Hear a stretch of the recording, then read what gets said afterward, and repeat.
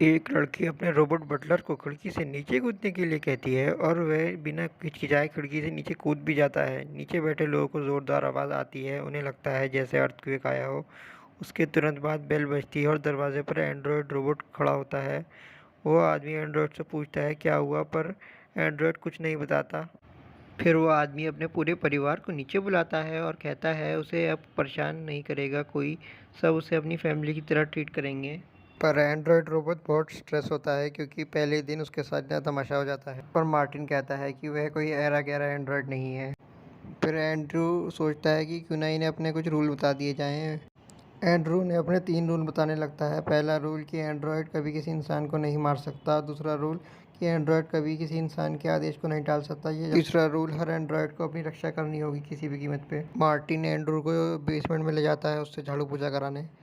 Andrew basement साफ भी कर देता है। अगले दिन फ़ोन मिलता है जिसे वो संभाल कर रख देता है बाद में ठीक करने के लिए। फिर एंड्रू मार्टिन की छोटी बेटी के साथ बीच पर खेल रहा होता है। वह उसे एक घोड़ा पकड़ने के लिए देती है, पर उसके हाथ ज़्यादा ही टेढ़े होते हैं और वह घोड़ा गिरा देता है और घोड़ा चूर चूर हो जाता है। इसे देख के छोटी बेटी को बहुत दुख होता है और वह एंड्रू फिर वहाँ से चला जाता है। फिर रात को एंड्रू खूब दबा के पढ़ाई करता है और सोचता है कि वह भी एक घोड़ा बनाएगा, और वह आखिरकार लकड़ी से घोड़ा बना भी लेता है और उसके कमरे में ले जाके रख देता है। घोड़ा देख के वह बहुत खुश हो जाती है और सीधे एंड्रू के पास जाती है और उससे कहती है कि ऐसा तोहफा उसे आज तक किसी ने नहीं दिया। वह खुश होकर एंड्रू को अपनी फेवरेट डॉल दे देती है रखने के लिए। एंड्रॉयड भी उसे लेके बहुत खुश हो जाता है। अगले दिन मार्टिन घोड़ा देखता है। वह एंड्रू के कमाल से बहुत खुश होता है और एंड्रू कहता है ये तो थोड़ी पढ़ाई लिखाई का खेल है बस। मार्टिन को रात को बेसमेंट से शोर की आवाज़ आती है। वह देखती है एंड्रॉयड ग्रामोफोन ठीक कर लेता है। अगले दिन मार्टिन एंड्रॉयड को दोबारा एंड्रॉयड कंपनी में ले जाता है। वह जानना चाहता है क्या कि एंड्रॉयड्स भी एंड्रू जैसे क्रिएटिव और क्यूरियस। मार्टिन कंपनी वालों को एंड्रू के कामों के बारे में बताता है कि एंड्रॉयड को ह्यूमन की बहुत समझ है, और वह बताता है कि इसने ये खिलौने बनाए हैं। एंड्रू बताता है कि उसे खिलौने बताने बहुत पसंद है। बॉस कहता है एंड्रू में कुछ तो दिक्कत है, तभी वो ऐसे बर्ताव कर रहा है। वो मार्टिन से कहता है एंड्रू को यहीं छोड़ दे और वह उसे ठीक कर देंगे, पर मार्टिन मना कर देता है। हालांकि वह एंड्रू को रोज़मर्रा के कामों से निकाल कर इंसानों की जैसी ज़िंदगी जीना सिखाना चाहता है। वह एंड्रू को लेसन देता है, उसे नक्काशी सिखाता है, बहुत सारे काम सिखाता है उसे। मार्टिन उसे किताबों के बारे में बताता है और किताबें दिखाता है, और वह उसे पढ़ाना भी शुरू कर देता है। वो एंड्रू को जोक भी सिखाता है। अगले दिन एंड्रू सबको जोक सुनाता है और सब एंड्रू के जोक सुन सुन के बहुत खुश होते हैं। वे एंड्रू को अपनी फैमिली में एक्सेप्ट भी कर लेते हैं। तब तक मार्टिन के परिवार के साथ रहता है और वहाँ बैठकर पियानो बजाता है और घड़ियों का काम सीखता है। मार्टिन उसकी मदद करता है उसका सामान बेचने में, और उसका एक बैंक अकाउंट भी खुलवाता है। अब उसके पास पैसे भी होते हैं, पर उसके पास सिर्फ एक चीज़ की कमी होती है, इमोशंस की। इसलिए वह समझ नहीं पाता है कि मार्टिन की छोटी बेटी उससे प्यार करने लगती है।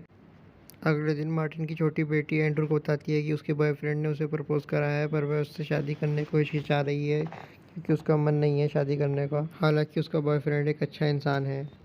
वो उससे कहती है कि उसका एक दोस्त है, वह उससे शादी करना चाहती है। एंड्रू कहता है तो उससे उसे शादी कर लेनी चाहिए। वह ये बात सुनकर हंसती है और वह सोचती है कि ऐसा नहीं हो सकता। एंड्रू नहीं समझ पाता है कि वह उसके बारे में बात कर रही होती है। वह उसकी फीलिंग्स को भी नहीं समझ पाता, इसलिए उसे पता नहीं चलता कि वह कैसी परेशानी से गुजर रही है। वह एंड्रू से अपने वेडिंग होस्ट बनने के लिए कहती है। एंड्रू मार्टिन को लेकर वापस अपनी कंपनी जाता है और कहता है कि वह उसे और ज़्यादा आकर्षक बना दें। मार्टिन एंड्रू के अंदर ऐसा अलार्म फिट कर देता है जिससे जैसे ही ये लोग उसके साथ छेड़छाड़ करेंगे उसके अलार्म बज जाएंगे और पुलिस आ जाएगी। बॉस उसे प्लास्टिक सर्जरी खर्चा बताता है और कहता है कि ये बहुत ज़्यादा है, पर एंड्रू से कहता है ये तो मेरी मंथली सैलरी है। बॉस ये सुनकर हिल जाता है क्योंकि वह इतना साल में कमाता है। फिर एंड्रू की ठुकाई पिटाई शुरू होती है, उसके ऊपर काम शुरू होता है। वह लोग एंड्रू को सूट टक्सीडो पहना देते हैं। एंड्रू शादी में पहुंचता है और छोटी मिस को अपने हस्बैंड के साथ जाते हुए देखता है और मुस्कुराता है। जब सब चले जाते हैं मार्टिन गार्डन में अकेला बैठा होता है रात को, क्योंकि उसकी दोनों बेटियों की शादी हो जाती है। एंड्रू उससे मिलने आता है और पूछता है कि वह अकेला क्यों बैठा है। वह उसे बताता है कि वह उसकी वीडियो चलाए उसकी बेटी की। वीडियो देखकर मार्टिन के आंसू चल जाते हैं और वहाँ से उठ के भाग जाता है। मार्टिन एंड्रू से कहता है चीज़ें बदलती रहती हैं, यही सृष्टि का नियम है। एंड्रू कहता है पर वह अभी भी यहीं है और वह नहीं गया। अगले 12 साल तक एंड्रू मार्टिन के घर में रहता है और छोटी मिस का लड़का बड़ा हो जाता है और वह एंड्रू को बहुत सताता है। वह उसे बार बार टोकती है कि एंड्रू को ना सता। एंड्रयू लिटिल मुझसे पूछता है कि आज़ादी क्या होती है। अगले दिन वह मार्टिन के पास जाता है और उससे कहता है कि वह आज़ादी का जीवन जीना चाहता है, पर वह यहाँ से जाना नहीं चाहता। वह कहता है कि वह अब किसी की गुलामी नहीं करना चाहता, ना वह किसी की बात मानना चाहता है। एंड्रू अपने सारे पैसों का चेक बनाकर मार्टिन को दे देता है और वह कहता है कि वह अपनी आज़ादी खरीदना चाहता है इन पैसों से। मार्टिन को लगता है उसकी छोटी बेटी ने एंड्रू के दिमाग में कुछ कूड़ा भरा होगा, पर वो कहता है कि तुमने उसे पढ़ाया लिखाया और समझाया, अब ये इसी सब का नतीजा है कि वह भागना चाह रहा है। अगले दिन मार्टिन एंड्रू को चेक वापस लौटा देता है और कहता है उसे उसकी आज़ादी मिल चुकी है, पर वह एंड्रू अपने घर में नहीं रखेगा बिल्कुल भी अब। वह एंड्रू से कहता है कि आज़ादी एक कीमत पर आती है। एंड्रू लड़कर उससे चला जाता है। जाते जाते मार्टिन एंड्रू को एक सलाह देता है और कहता है कि एंड्रू खुद को अकेला ना समझे। एंड्रू बीच के पास जाकर अपना एक घर खड़ा कर लेता है अकेले ही, बिना किसी मजदूर को बुलाए। फिर वह अगले 16 साल तक मार्टिन के घर दोबारा नहीं जाता। मार्टिन की छोटी बेटी उसके पास आती है और कहती है कि मार्टिन उससे मिलना चाहता है। तब जाकर एंड्रू को ऐसा लगता है कि बहुत वक्त हो चुका है। मरने से पहले मार्टिन एंड्रू का हाथ अपने हाथ में लेता है और उससे कहता है कि वह गलत था, पर वह अच्छे से खुशी है कि उसने एंड्रू को आज़ाद कर दिया। उसके बाद एंड्रू अपने जैसों की खोज में निकल जाता है और वह अपने जैसों को ढूंढता है।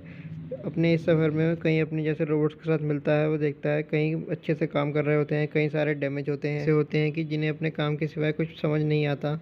एंड्रू सालों तक घूमता है, फिर वह एक मार्केट में सैन फ्रांसिस्को में पहुंचता है। फिर वह एक नाचने वाली एंड्रॉयड रोबोट को देखता है। उसका पीछा करके एक सीक्रेट लेबोरेटरी में पहुंच जाता है। लैब के मालिक का नाम रूबर्ट होता है। उसका पिता एंड्रॉयड कंपनी में नौकरी करते हैं और वह एक इंजीनियर होते हैं वहाँ। वह एंड्रू को बताता है उसने एक ऐसी रिसर्च करी है जिससे वह एंड्रॉयड्स को इंसानों की शक्ल दे सकता है, पर कोई उसकी रिसर्च में पैसे नहीं लगाना चाहता। एंड्रू कहता है वह पैसे लगाएगा और बदले में वह उसकी अपीयरेंस बदल दे। रूबर्ट एंड्रू को दिखाता है कैसे वह इंसानी चेहरा रोबोट के ऊपर लगाता है। फिर वह एंड्रू का चेहरा खोलकर उसको चेहरा बदलने के लिए काम शुरू कर देता है। अपने अंचर पंचर देखकर एंड्रू का पेशाब निकल जाता है और वह खूब ज़ोर ज़ोर से चिल्लाने लगता है। रूबर्ट एंड्रॉयड के हाथों पे काम शुरू करता है। वह उसके हाथों पे कोटिंग शुरू करता है, बाल लगाता है। कुछ ही वक्त बाद वो एंड्रू को इंसानों जैसा चेहरा देने में कामयाब हो जाता है। एंड्रू खुद देर शीशे में खुद को देखता है और सोचने लगता है कि वह 65 साल का है। एंड्रू भागा भागा मार्टिन के घर वापस जाता है और छोटी बेटी से मिलता है उसकी जाके। मार्टिन की छोटी बेटी पियानो बजा रही होती है। जब वह उससे बात करता है तो उसे पता चलता है कि वह उसकी पोती है मार्टिन की, ना कि छोटी बेटी उसकी। एंड्रू मार्टिन की छोटी बेटी से मिलता है। वह काफ़ी बूढ़ी हो चुकी होती है और वह एंड्रू का चेहरा छूती है। फिर दोनों एक साथ रहने लगते हैं, पर छोटी बेटी की तबीयत ख़राब हो जाती है और उनका अस्पताल में एडमिशन करा देते हैं वो लोग। छोटी बेटी अपनी ज़िंदगी के आखिरी दिनों में होती है, पर एंड्रू बिल्कुल चुस्त होता है। जब वह आखिरी बार छोटी मिस से मिलता है, वह देखता है उन्हें अभी भी लकड़ी का घोड़ा हाथ में ले रखा होता है। दोनों एक दूसरे को देखकर मुस्कुराते हैं। फिर छोटी मिस मर जाती है। छोटी मिस की बेटी रो रही होती है, पर एंड्रू भी बहुत दुखी होता है, पर वह रोबोट होने के कारण आंसू नहीं बहा पाता। एंड्रू सोचता है कि सब मर जाते हैं और चले जाते हैं, वह हर बार अकेला रह जाता है। एंड्रू चाहता है कि उसे भी इमोशन आने लगे, इसलिए वह रोबोट के पास जाता है और उससे कहता है कि वह उसके लिए इंसानों जैसा सिस्टम डिज़ाइन करे। काफ़ी मेहनत के बाद वो उसके लिए सारे ऑर्गन इंसानों जैसे डिज़ाइन करते हैं, जिससे एंड्रू को असलियत में फीलिंग्स आने लगे। उसके लिए वो एक दिल बनाते हैं। एंड्रू को ऑलरेडी इमोशन आने लग जाते हैं अपने दिल को देखकर। अब एंड्रू की दोस्ती उसकी बेटी पोर्शिया के साथ होने लगती है। एंड्रू पोर्शिया को जोक सुनाता है और उसे काफ़ी हंसाता है और वह भी उसके साथ काफ़ी खुश रहने लगती है। वो दोनों और ज़्यादा करीब आने लगते हैं। एक दिन वह दोनों एक बार में डांस करते हैं रात को। एंड्रू को ऐसा लगता है ये सब एक सपना है, पर पोर्शिया बहुत सीरियस होती है। पर एंड्रू अभी भी एक एंड्रॉयड ही होता है अंदर से। पोर्शिया उससे कहती है वह एक एंड्रॉयड के साथ नहीं रह सकती। एंड्रू ये बात सुन के बहुत दुखी हो जाता है। वो भागा भागा रूबर्ट की लैब जाता है और कहता है मेरे अंदर और मॉडिफिकेशन करो, मुझे और ज़्यादा इंसान बनाओ। एंड्रू भागा भागा पोर्श के पास जाता है और कहता है वह उसकी आंख में गोली मारे, और वह देखती है कि एंड्रू को भी दर्द हो। वह पोर्श को बताता है कि इसका मतलब है कि वह एंड्रू का नर्वस सिस्टम सेंट्रल काम कर रहा है बहुत बड़े तरीके से, जो उसने रोबोट से लगवाया है। फिर दोनों किस करते हैं। पोर्श एंड्रू को बताती है कि उसकी शादी होने वाली है 2-4 दिन में। एंड्रू कहता है जिससे उसकी शादी होने वाली है वह बहुत लकी इंसान है, और वहाँ से चला जाता है दोनों को गुड लक बोल के। बहुत गुस्सा आ जाता है, पर एंड्रू समझ नहीं पाता कि वैसे गुस्सा क्यों आ रहा है।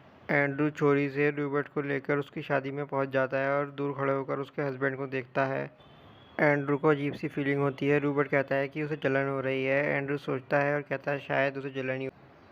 रोबोट एंड्रॉयड से कहता है कि उसके पास एक ऐसा ऑपरेशन है जिससे वह पूरा इंसान बन जाएगा। अगर ऑपरेशन ठीक हुआ तो ऑपरेशन पूरा होने के बाद एंड्रॉयड खा भी पाएगा, पी भी पाएगा और पेशाब भी कर पाएगा और सेक्स भी कर पाएगा। ये सब सुनकर बहुत खुश हो जाता है एंड्रॉयड। फिर एंड्रू भागा भागा पोर्श को जाके बताता है कि वह एक ऐसा ऑपरेशन कराने वाला है जिससे वह पूरा इंसान बन जाएगा और फिर उससे कहता है कि वह उसे किस करे। पोर्शिया खुद को रोक नहीं पाती और उसे किस कर लेती है। अब दोनों साथ में आ जाते हैं दोबारा से। पहली बार सेक्स करने के बाद पोर्शिया एंड्रॉयड के लिए नाश्ता बनाती है। खाना खाते हुए देखकर पोर्श सोचती है कि वह उससे साथ रहने के कागज़ पत्र कैसे बनवाएगी। फिर वह सोचती है क्यों ना वह सरकार के पास जाए और एंड्रू के लिए कागज़ बनवाए और फिर वह ऐसा ही करती है। पोर्श सरकार के पास अर्जी लगाती है कि एंड्रू को एक इंसान की पहचान दी जाए। एंड्रू कटघरे में खड़े होकर कहता है कि इंसान बहुत सारे ऐसे हैं जो आर्टिफिशियल ऑर्गन्स पे ज़िंदा हैं, इसका मतलब वो भी आर्टिफिशियली ज़िंदा है। वो कहता है उसके पास एक इंसानी दिल है और वह इंसान के इमोशंस को बखूबी समझ, पर जज मना कर देता है कि वह कहता है कि इंसान इंसान है, एंड्रॉयड एंड्रॉयड है। फिर एंड्रू और पोर्श दुनिया से अलग अलग रहने लगते हैं। दुनिया से पोर्श तो काफ़ी बड़ी हो जाती है पर एंड्रू वैसा का वैसा ही रहता है। एंड्रू की बराबरी करने के लिए और पहले जैसे खूबसूरत रहने के लिए पोर्श खूब सारे ड्रग्स लेने लगती है। पोर्श एंड्रू से कहती है कि इंसान कुछ वक्त के लिए ही धरती पर हैं। पहले वो बच्चे होते हैं, फिर बड़े हो जाते हैं, फिर बूढ़े होकर मर जाते हैं। वह एंड्रू की तरह हमेशा ज़िंदा नहीं रहता और सिर्फ एंड्रू ही है जो हमेशा एक जैसा ही रहेगा। तो फिर एंड्रू रूबर्ट के पास जाता है जो भी बूढ़ा हो चुका होता है काफ़ी। एंड्रू ऐसी सर्जरी करवाने लगता है जिससे वह पूरा इंसान बन जाएगा और फिर वह बूढ़ा होकर मर भी पाएगा। एंड्रू दोबारा से कोर्ट जाता है। अब वह काफ़ी बूढ़ा हो चुका होता है, उसके बाल सफ़ेद हो जाते हैं और वो चेहरा भी उसका लटक जाता है। वह कोर्ट में जाकर कहता है कि वह रोबोट की ज़िंदगी जीने से अच्छा, पूरी ज़िंदगी जीने अमर होने से अच्छा वह इंसान की तरह मरना चाहता है। उसकी स्टेटमेंट सुन के जज इमोशनल हो जाती है और उसे इंसान बना देती है। एंड्रू और पोर्श बेड पर लेटकर अपने आखिरी दिन गिन रहे होते हैं। वह दोनों टीवी में देखते हैं कि एंड्रू अब दुनिया का सबसे ज़्यादा ज़िंदा रहने वाला ह्यूमन बीइंग है। अब एंड्रू एक पूरा लीगल रूप से ह्यूमन था और उसकी मैरिज भी पोर्शिया से बिल्कुल लीगल थी। फिर एंड्रू पोर्श के सामने अपनी आखिरी सांसें लेता है और मर जाता है। वीडियो देखने के लिए भाइयों आपका धन्यवाद।